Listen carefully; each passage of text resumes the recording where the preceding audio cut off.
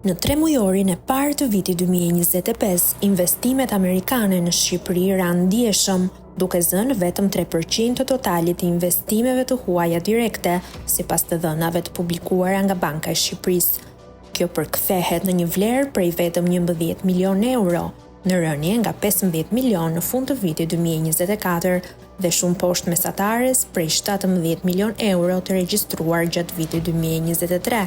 Megjithatë, rënja nuk është e paprecedent, pasi rastet të ngjashme janë shënuar edhe më parë, si gjatë administratës Trump në vitin 2017, dhe kjo ngre pikpyetje mbi stabilitetin dhe perspektivën afatgjatë të kapitalit amerikan në vend.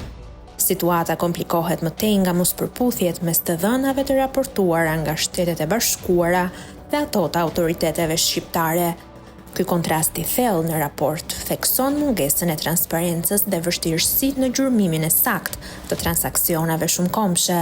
Sipas Byros Amerikane të Analizave Ekonomike, faktorë si fitimet e reja të vdesuara, borxhet dhe strukturat komplekse financiare shpesh nuk pasqyrohen në mënyrë të barabartë në statistikat zyrtare. Në një kthes të papritur, familja Trump-Kushner pritet të nënshkruajë një projekt luksoz me vlerë mbi 1 miliard euro në ishullin e Sazanit, duke transformuar ishbazën ushtarake në një resort turistik elitar, një zhvillim që nëse realizohet, mund të ndryshojë ndjeshëm panoramën e investimeve amerikane në vend.